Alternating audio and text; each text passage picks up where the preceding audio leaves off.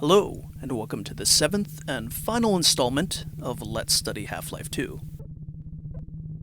So at the end of the previous video, we made our way to the top of the Citadel, and we blew it up. That means that our playthrough of Half-Life 2 is finished. Most of the other videos in this series have had large chunks of their running time in which I discuss something other than Half-Life 2. In some videos, the percentage of time in which my Half-Life 2 playthrough was on the screen has been downright tiny. This final video in the series is the apotheosis of that approach. It's mostly going to be about Valve's reverberating influence on 3D game design. Half-Life 2 is an influential game, although the trajectory of its influence has been inconsistent, waxing and waning over the years. I would venture that Half-Life 2's influence on the mainstream game industry peaked in the early 2010s. First-person shooters were a dominant market category, having fully saturated the console space in the wake of Halo's release a decade earlier. And although multiplayer first-person shooting was certainly a popular pastime, most FPSs at the time were launching with a single-player campaign. These tended to be highly linear, focused on a combination of spectacle and storytelling. In short, modeled after Valve's work, sometimes successfully, and sometimes less so.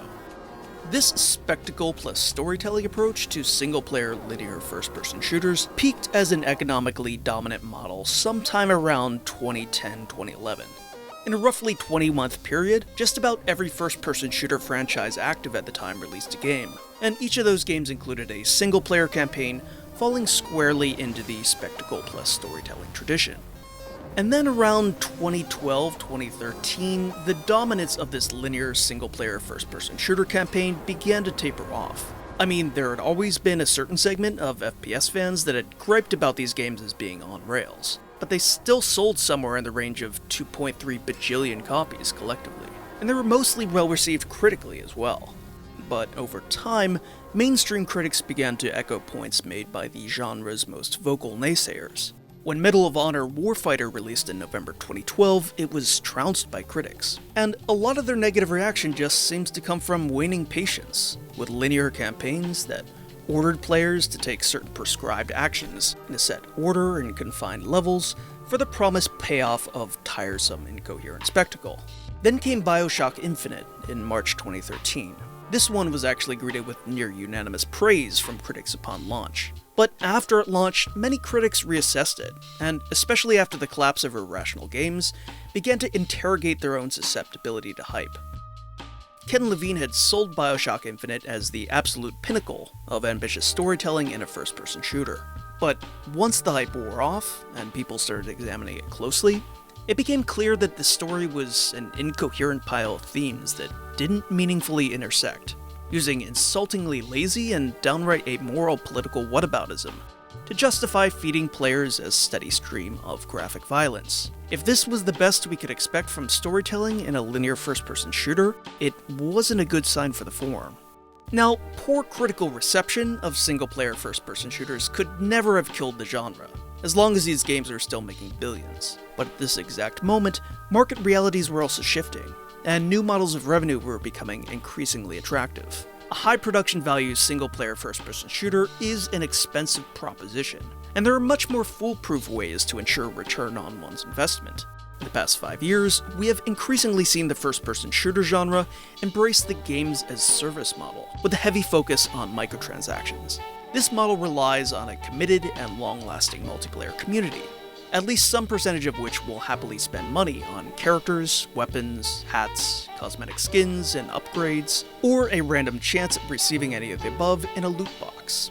The profit margin on such content is enormous, so this type of multiplayer-focused experience has achieved utter economic dominance in the current first-person shooter market. The market for single-player FPS experiences still exists, but it has gradually shifted away from the tightly linear, guided tour experience in the Valve mold. With Far Cry in 2004, and then again with Crysis in 2007, Crytek began experimenting with large map sizes, creating games that were a linear series of levels, but that also offered an amount of spatial and tactical freedom unparalleled by Valve's work. And when Ubisoft took over development of the Far Cry franchise, they gradually molded it into their standard open-world format.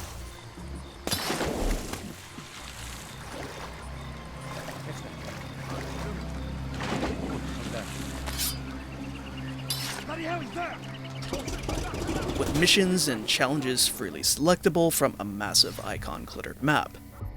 So, if you manage to find a first-person shooter today with a decent single-player campaign, there's a good chance that it's going to be set in an open world, maybe with varying degrees of survival and crafting mechanics stacked on.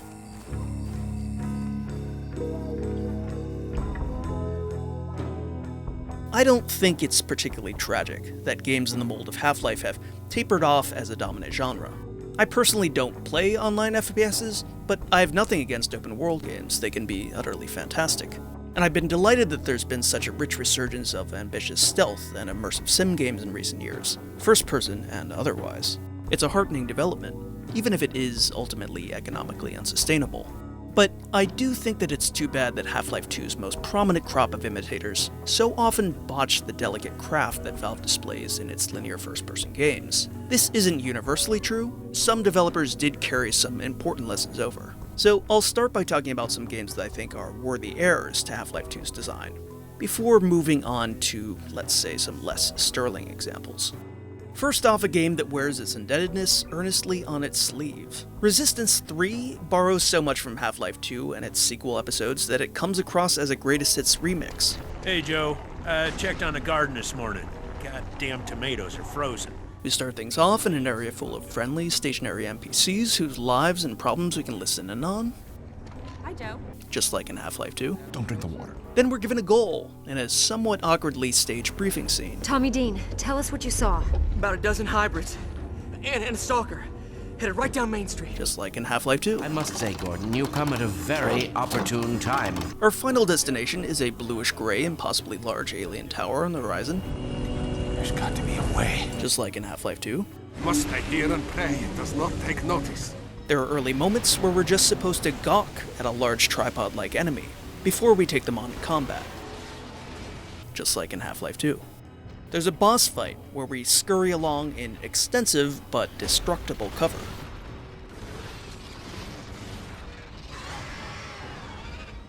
Just like the climax of Half-Life 2 Episode 1.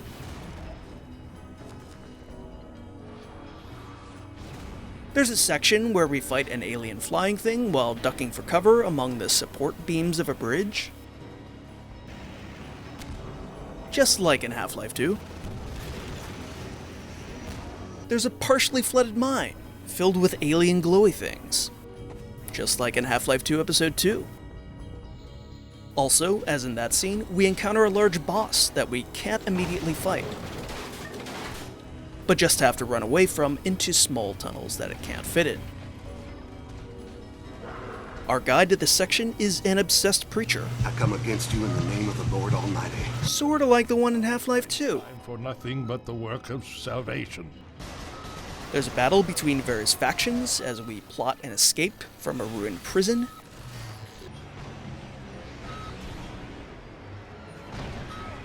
Just like in Half-Life 2. And when we finally make it to the tower, spoilers, we hitch a few rides on its inner mechanisms. Much like in Half-Life 2, or like in Episode 1. This is Susan Capelli, and this message is for my husband, Joe. But Resistance 3 does more than just restage some familiar set pieces. Its makers, Insomniac Games, also demonstrate that they've learned some subtle level design lessons from Valve. I'll take just one rich example. When discussing Valve's herding strategies, I discuss the idea of false choices you don't know you're making. That is, designing linear maps that hide their own linearity, by making it seem to the player as if they're choosing one option out of several, only to then use subtle psychological tricks to encourage them to go the only viable route, leaving them with the impression that the explorable space is larger than it actually is. Resistance 3 is one of the few linear first-person shooters outside of the Half-Life franchise to really nail this design technique. Here's a moment from the aforementioned mines. Alone and without a waypoint, the player reaches a three-way fork in the road. In front, a cavernous darkened mine tunnel. To the left, a smaller shaft, also darkened. To the right, another smaller shaft. This one is well lit. And what's more, there are a couple of guns by it, which players can pick up to add ammo to their inventory. So let's assume for the moment that they take the visual bait, and head down this shaft. They enter into a flooded room, and within a few seconds, enemies pop up to shoot. Following the logic of Ken Birdwell, we can probably assume that because things are happening, we went the right way. This impression is strengthened when, a few paces later, we encounter a seismic event. Scripted events such as these are a good sign that we're on the correct path, and also a waypoint has now popped up. And if we follow that waypoint, we find our way to a drop, a clear point of no return. It seems like we've ended up where we ought to be. But what if we hadn't gone this way? Well, thanks to the magic of editing, we can find out.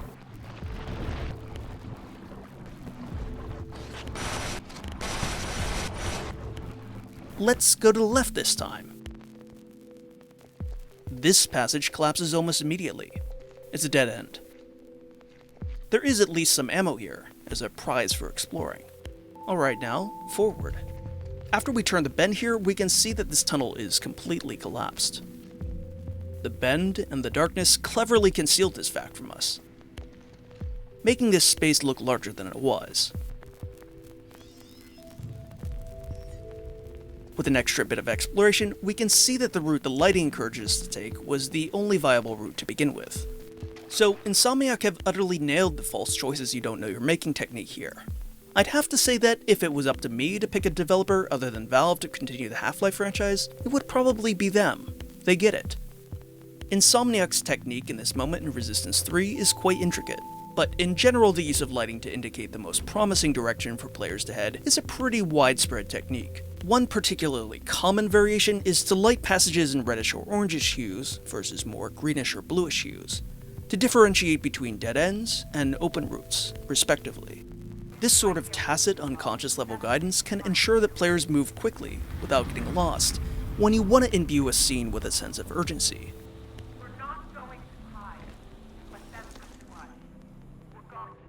But it can also be used in conjunction with slower and more deliberate playstyles. For instance, players of Dead Space 2 might want to specifically seek out each map's dead ends, given the high correlation between dead ends and extra items, which they'll likely be scrounging for. Using lighting in this way might seem simplistic, and when you see a whole bunch of examples strung together in this way, it might come across as over-obvious handholding. But developers of 3D games neglect techniques such as these at their own peril. For instance, there was a moment in the very linear campaign of Wolfenstein 2: The New Colossus where I had crawled into a tiny room on a submarine. I was absolutely sure that it was exactly where I was supposed to be, but I was baffled because it seemed to be a dead end. Both doors out of the room were locked. The only way out seemed to be the way I came in. The map was no help. I felt stuck. Was this a bug? Was some scripted event not triggering?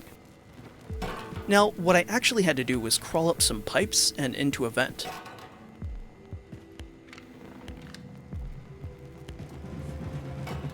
But the lighting of the scene made it difficult to discern that it even was a vent. Once I got inside of the vent, the lighting was quite eye-catching. But from the entrance of the room, my destination was completely invisible. Thinking back on all the times I've ever gotten stuck in a 3D game, poor use of lighting to indicate the possibilities of a space is one of the worst offenders. And even Valve slips up every now and then in Half-Life 2. I mean, really? That's the door you want me to go through? I can't really even see that door. When it comes to lighting and guidance, one of my favorite developers is Monolith Productions, particularly in their horror-tinged output between 2005 and 2009. Monolith generally favors more open map designs than Valve. Their levels have set beginnings and ends, but between those two set points they also have genuine forks. Alternate routes that loop back around upon each other, crisscrossing and allowing you to flank enemies.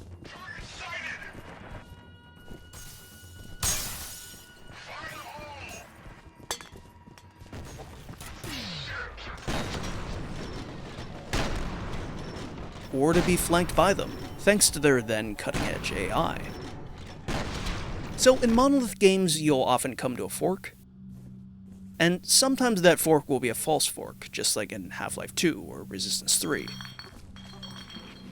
But other times each option is a genuine alternate way forward. And even in these cases, each option will have subtly different lighting. Maybe one route is more warmly lit, the other more coldly. Maybe a third route is completely bathed in darkness. Given the norms of Monolith's level design, it's likely that each of these paths are going to ultimately lead to the same place. But you still might second guess yourself. Which of these seems safer? And which seems spookier? Which is more likely to lead to one of Monolith's manufactured jump scares?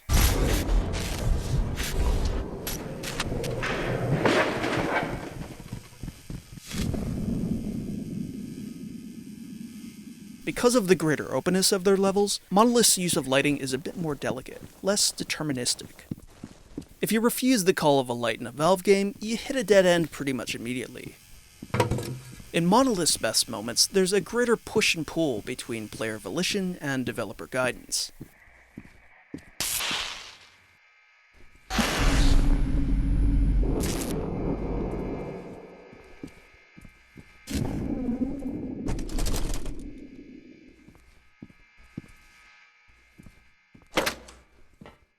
Monolith knows that in a horror game, it means much more for a player to choose not to go down a darkened hallway if that choice is a genuine one.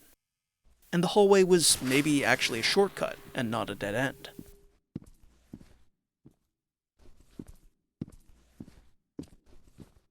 A level is going to have more tension if you allow your players to truly get lost, if only momentarily, and fall back on very primal, involuntary danger avoidance responses as they plot their way through a maze-like level.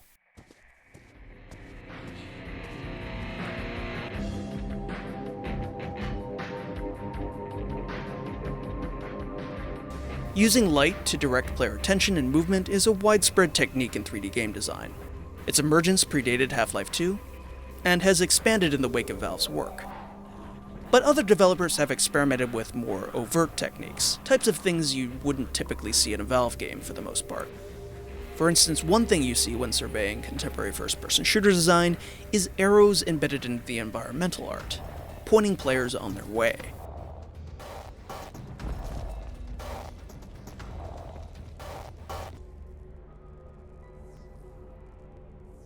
There are ways to do this that are subtle. Under the right lighting conditions, an arrow can dissolve into the mise-en-scène, to the point of being barely noticeable. But whenever you draw an arrow in your level pointing the way forward, you run the risk of making players feel patronized. I mean, really, Crysis 2? Where else did you think I was gonna go? The tunnel is completely collapsed. I can see that the door is the only way forward. What is this arrow supposed to be communicating that isn't already being communicated by the basic level geometry? God. In general, Half-Life 2 doesn't use arrows, but when it does so with a subtle touch, like this arrow, constructed out of reflected light. This is an elegant visual grace note, part of an overall effort to imbue a space with an overarching sense of unified visual purposefulness. It's rare to see level design that is this well thought out visually, so when you do happen upon it, it's quite striking. One franchise I'd like to give props here to is Mirror's Edge. Between its two entries, DICE has experimented a lot with its runner vision feature. You can turn it off completely, making most building surfaces white. You can then toggle it on, painting certain relevant environmental features bright red. Then in Mirror's Edge Catalyst, they offered the additional option of drawing out a red path in the environment, in augmented reality fashion. The fact that these features have always been toggleable, I think shows that DICE has always struggled to balance guiding the player with letting them discover paths on their own, and has never been 100% confident in their end product. There were some isolated moments in Mirror's Edge Catalyst, though, where I really thought they nailed it. In the best designed spaces of the game, the red runner vision trail redundantly retraces pre-existing environmental features. Unobtrusive patterns of color on the walls suggest routes forward in ways that are inviting, without being dictatorial. Even when you turn runner vision off entirely, you're still left with these visual patterns that we almost can't help but want to follow with our avatar's movement.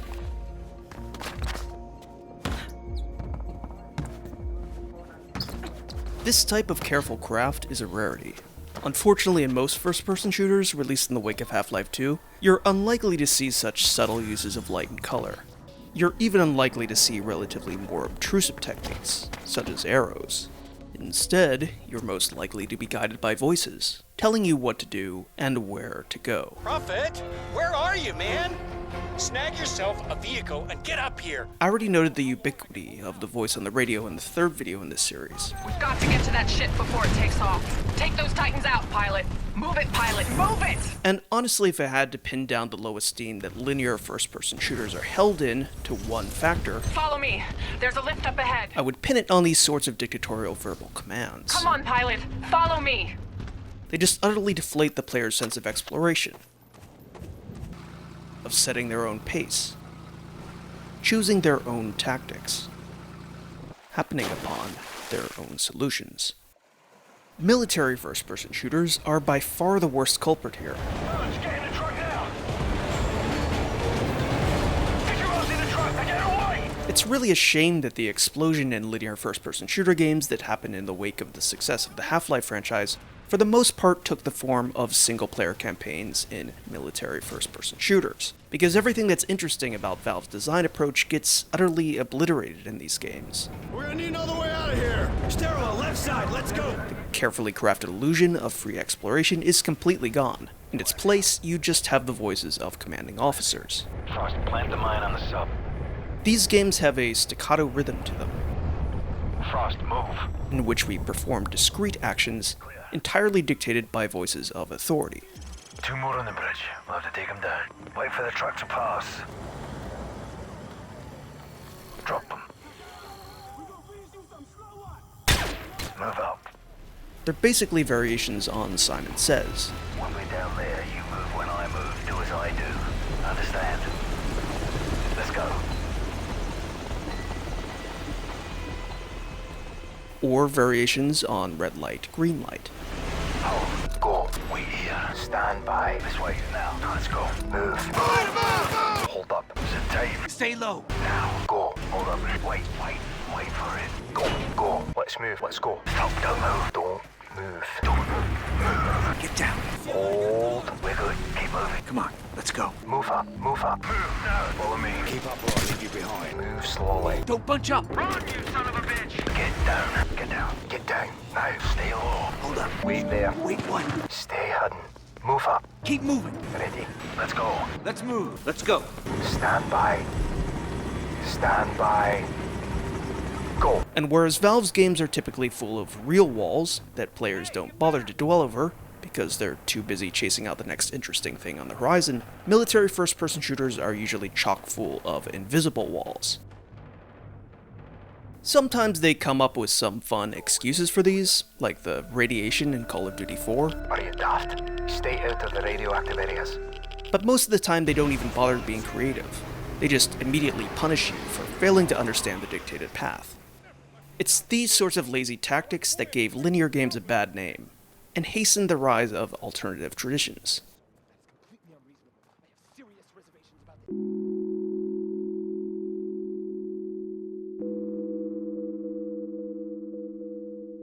So Activision just recently announced that Call of Duty Black Ops 4, which releases this fall, won't include a single-player campaign. Call of Duty has been a commercial behemoth in the first-person shooter space for well over a decade now. This means that its single-player campaigns have stood as the highest-profile examples of the spectacle-driven linear first-person shooter around. And now, they're gone, apparently. Even Call of Duty has gone multiplayer only.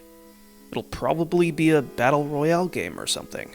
It's really looking like the linear, spectacle-driven evolutionary offshoot of the first-person shooter genre, pioneered by Valve in the first Half-Life, might finally be withering and dying. So, why study Half-Life 2? What is its legacy, if not an enduring form of first-person shooter? In the very first video of this series, I said that the lessons Half-Life 2 has to teach us about staging narrative action in the virtual world can be carried forward into other genres of video games, and perhaps even emerging media forms. It's time to back that up now. Let's take lessons we've learned from Valve about guiding the player's eye, about fostering the sense of an expansive world, about space and its relationship to pacing, And let's take first-person shooting out of the equation. Let's look at games that don't offer that. Let's look at games that focus more purely on movement, exploration, and storytelling.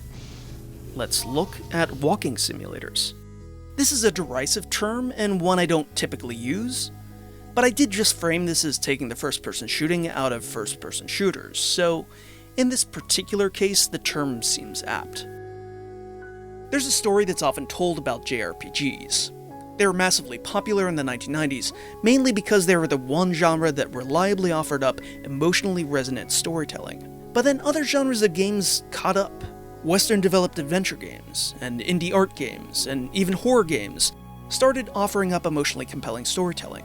And then all of a sudden, you didn't need to suffer through all the grinding and stats of a JRPG to get a good story. And so players moved on, and the genre suffered commercially. JRPGs fell out of favor among Western gamers, not because they changed, but because everything else caught up. When we look at the legacy of the Half-Life franchise, we see something similar. When Half-Life came out, no other game had been quite so dedicated to environmental storytelling, to communicating a narrative through spatial design and scripted sequences, rather than text and cutscenes. This led to people praising its story, even though they were more precisely praising its storytelling. And Half-Life 2, again, offered up environmental storytelling, striking production design, and masterful guidance through well-staged action. The high production value first-person shooter became the go-to genre if you enjoyed these pleasures. But then small indie developers started experimenting, keeping the environmental storytelling, the eye-catching art, the guided tour linear experience, but stripping out the shooting, keeping the budget low, trimming the runtime down to an hour or 4, making lean, pretty, story-based virtual tours. They were applying Valve's level design lessons while jettisoning all of Valve's combat. If you squint at some of the most well-known walking simulators, you see the bones of Half-Life 2. Look at Dear Esther, which was built on Half-Life 2's source engine, and even originated as a Half-Life 2 mod. It's a game about walking down the designated path forward until you reach the tall object on the horizon that caught your eye right at the beginning of the game. Sound familiar? Half-Life 2 keeps its story obscure and in the margins, but rewards keen-eyed players with brief glimpses of the G-Man. Dear Esther keeps its story obscure and in the margins, but rewards keen-eyed players with brief glimpses of ghosts.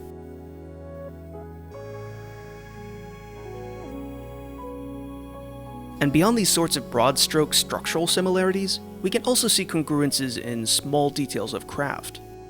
The art form of herding, of signaling to players where they should look and where they should go, is one that is atrophying in big-budget game design. Everything's just an open world now. So you just open your map and peruse the icons, set a waypoint, and then follow that waypoint marker. But in short, linear walking simulators, the art form of herding is alive and well. In this moment from the Old City Leviathan, developers Post-Mod Softworks draw our eye through the delicate use of lighting,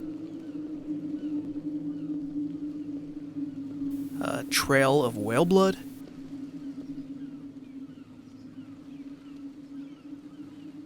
and the path of power lines, allowing players to make snap decisions about which paths are the most promising and which are likely dead ends. And much like the example I gave of Dead Space 2, it encouraged us to second-guess its own design. Since the game's narrative details and running time are greatly expanded if you discover the secret passages that abound in seeming dead ends, oftentimes slow and deliberate players will be trying to guess which path doesn't lead to a quick end to the level. Gone Home opens up a very large portion of its mansion to the player, right from the outset. But despite the fact that the design is fairly open, Fulbright does have a preferred path through the space, which is subtly encouraged by the lighting. The first floor is slightly brighter, and thus more inviting than the second floor. This presents a not insignificant influence on player behavior. given the vague horror atmosphere that the opening of the game revels in. Naissance, I'm never sure how to pronounce the name of that game, does a fantastic job of presenting players with spaces that feel almost unimaginably huge and confusing, but then funneling them into one single route forward, using cues such as lighting and motion to draw our eye. It's also very good at fostering a sense of trepidatious exploration, of never being quite sure you're on the right path or not. Hopping up this tiny staircase, for instance, feels slightly transgressive, in much the same way that I noted that making your way across the bridge's support beams in the Half-Life 2 coastline felt transgressive. Occasionally, Naissance does throw us into genuinely vast spaces, such as this enormous indoor desert. And here, as in Journey, or for that matter, Battlezone, it uses landmarks on the horizon to pique our attention and guide our movement, exploiting player curiosity to pull them toward the next weird scene. And believe me, there are some very weird things to see in this desert. The spaces of the Fidelio incidents aren't as vast as those in Naissance, but it uses a similar landmark-based technique to guide players' movement. In this game, you'll actually freeze to death if you stand in the cold for too long, so players have to scan the landscape for the next heat source, be that a volcanic vent, or a fire, or an industrial steam valve, and then dash to it, tracing discrete connect-the-dot paths through a seemingly expansive landscape. And all the while, as in Dear Esther, our final goal is something we saw on the horizon in the game's opening moments. In this case, a plume of black smoke, where our spouse crash-landed her plane. But it's not always things that we see that guide our movement in walking simulators. Sometimes it's things that we hear. A herding technique that I noted in Half-Life 2 and then regrettably didn't spend that much time on. Heartwood places its players in a pitch-dark forest, and our way through it to the next attraction is almost entirely guided by the strange industrial sounds that echo toward us on the auditory horizon.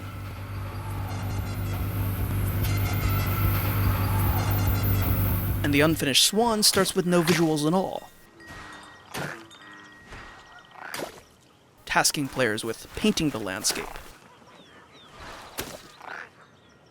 as they use the soundscape as their guide through a twisting and changing environment. Walking simulators borrow more than just tools for player guidance from the legacy of Half-Life 2. They also borrow techniques of pacing through spatial design. When I brought up The Last of Us in Part 5, I characterized it as falling into the lineage of Half-Life 2's stream pool design. And it does. But it also does some interesting things with stream pools that set it apart from Valve's antecedent work. Sometimes, yeah, a pool is just this place where you scavenge supplies, the same way it works along Highway 17. But Naughty Dog also has pools where the pace is slowed down not simply because there's ammo to grab, but because there are optional conversations to be had. Would you play this before? No. But I had a friend that knew everything about this game. And walking simulators have followed up on this. In Firewatch, for instance, players don't have any inventory at all. There's certainly no need to scrounge for supplies. And yet Campo Santo still find a way to include stream pools. During this section of the game, our linear way forward is dictated by the path of the communication line. I can see the wire you're talking about. It looks like it's in good shape from here. We'll follow it up to the top of the trail if you can. But if we want, we can explore optional side areas. These aren't places where we collect ammo or health packs or crafting items. But instead maybe they're places where we hear an optional dialogue exchange between Delilah and Henry. Hey, I found a structure that might have been an outhouse once, I think. Whoa, you don't need my permission to go to the bathroom, but, use abandoned shitters at your own peril. Or maybe explore a landmark, far off the beaten path, that Delilah never comments upon.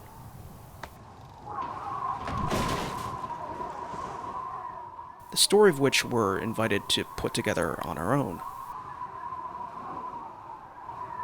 Speaking of environmental storytelling, One thing that I'd like to point out is that the brevity of these games is an asset. There's a moment in Half-Life 2 Episode 2 that the late Mike Dunkel was really proud of. So much so that he commented upon it in the commentary track for the game. We always look for opportunities to add narrative touches in our levels.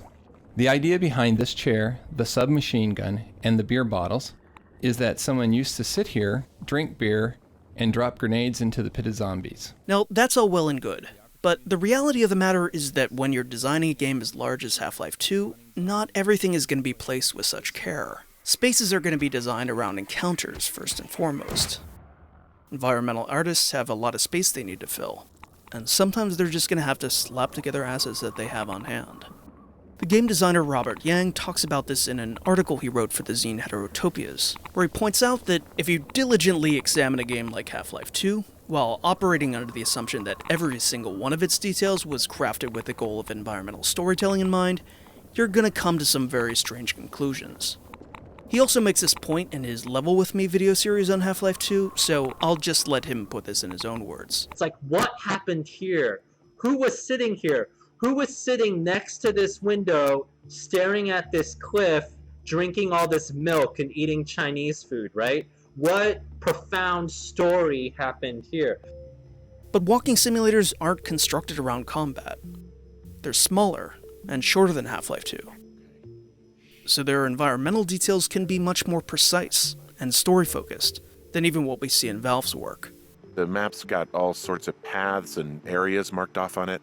Now, these games certainly aren't to everyone's liking, but as someone who has always been most attracted to Valve's games for their subdued storytelling, tight pacing, elaborate staging, and supremely elegant direction of player attention, I've been excited to see adventurous developers craft interactive experiences that are tight distillations of these very elements.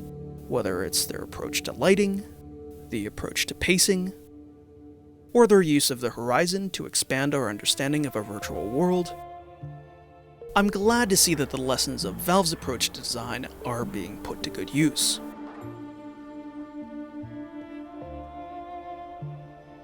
Welp, that's it. When it comes to YouTube video series on Half-Life 2, I know there are a lot of them out there for you to choose from. So I sincerely thank you for taking the time to watch mine.